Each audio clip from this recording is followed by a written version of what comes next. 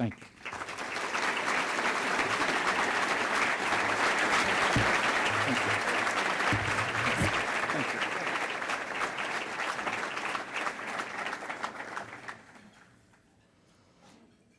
Today at the City Club of Cleveland, we are listening to the Honorable Ted Strickland, Governor of the State of Ohio. We will return to our speaker in a minute for our traditional City Club questions. We encourage you to formulate questions for our speaker now while we break for a few announcements. We welcome all of you here and those listening to WCPN 90.3 FM, WCLV, WTAM, and one of the many radio stations across the country.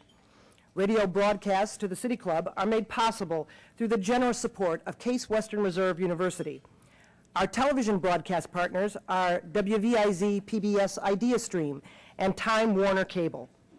Television broadcasts are supported by National City, now a part of PNC, and Cleveland State University.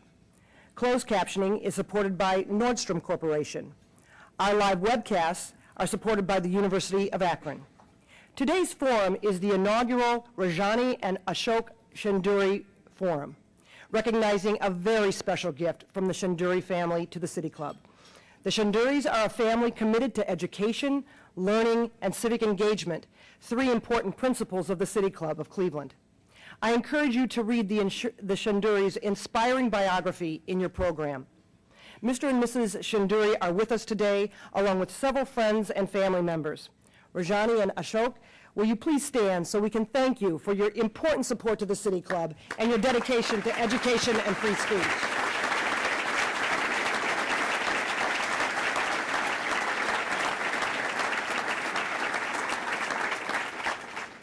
Endowed forums are one of the many ways we keep the City Club of Cleveland strong and vital.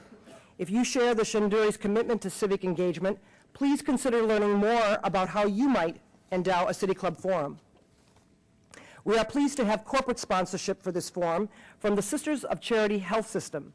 We appreciate this support very much and would like to ask Sister Marian Durkin, Congregational Counselor for Sisters of Charity of St. Augustine, and Jeff Jenny, President and CEO of St. Vincent Charity Hospital, to stand and accept our thanks.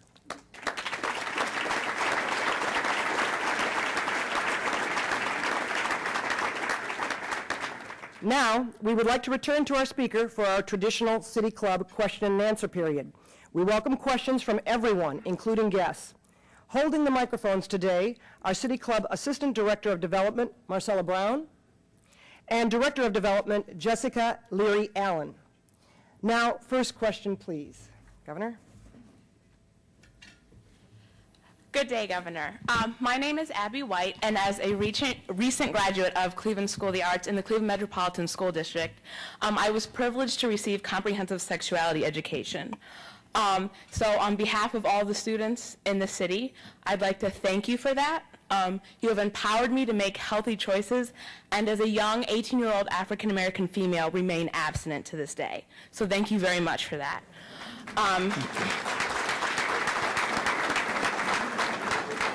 I'd like to ask you what we as constituents can do to make sure that the legislature stops interfering with state education health standards. Well, young person, thank you for your coming today, and thank you for your question.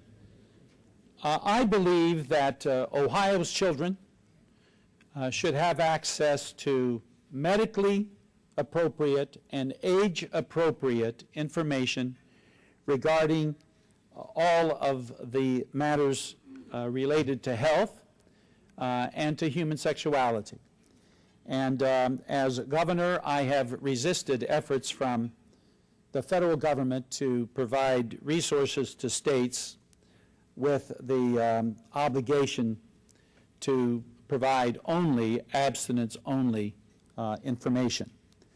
You are a young person who has demonstrated that appropriate, age-appropriate, medically correct information can contribute to your decision-making and to your health.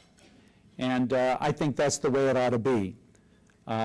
Abstinence, obviously, should and must be a choice of all young people. But I believe that a full range of information must be available, and that information should be medically accurate and age appropriate, and that's what I would encourage in our schools.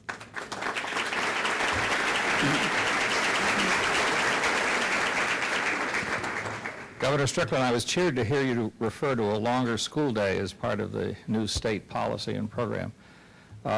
E-Prep here in Cleveland has had a longer school year, I think 48 weeks, and a more than 8-hour school day for several years, and has contributed substantially to raising the educational level.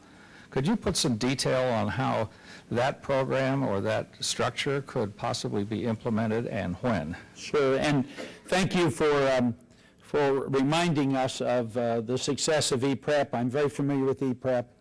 The fact is, are we going to take the education of our young people seriously or not? Is it a value or is it not?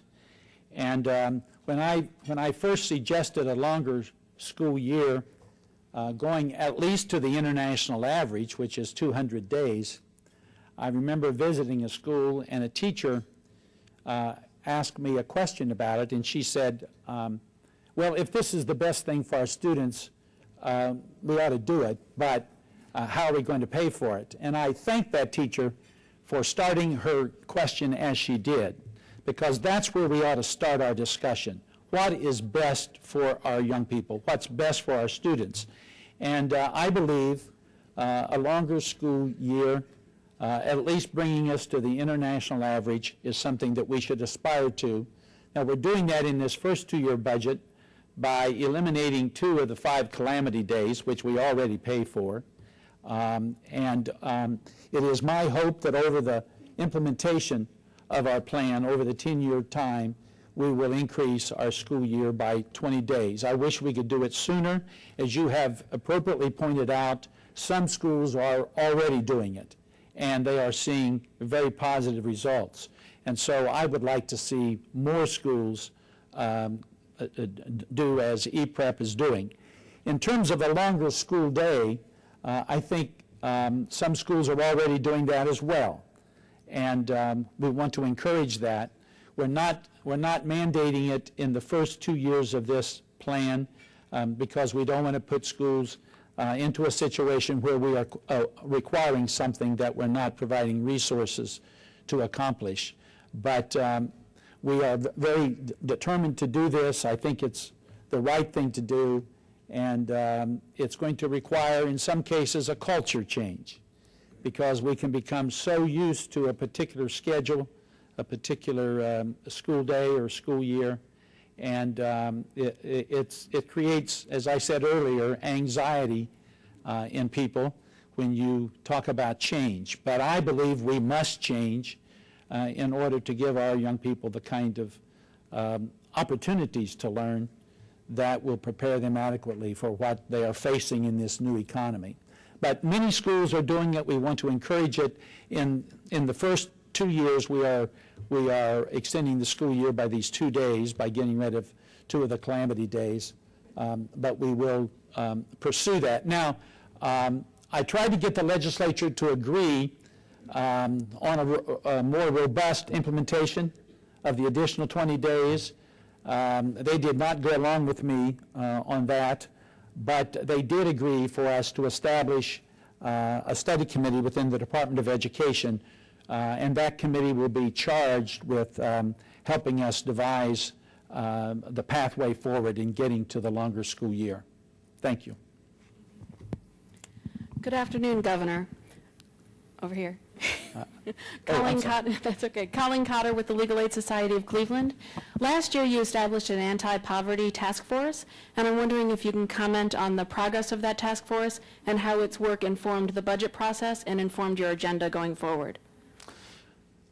Well, the Anti-Poverty Task Force was comprised of a broad range of human service providers, members of the religious community, and even interested members from the business community. They met on multiple occasions. They set out a plan for implementing those things that could be done on a shorter-term basis, and some of that has already been accomplished. And then they set out longer-term goals that would take a period of time to implement.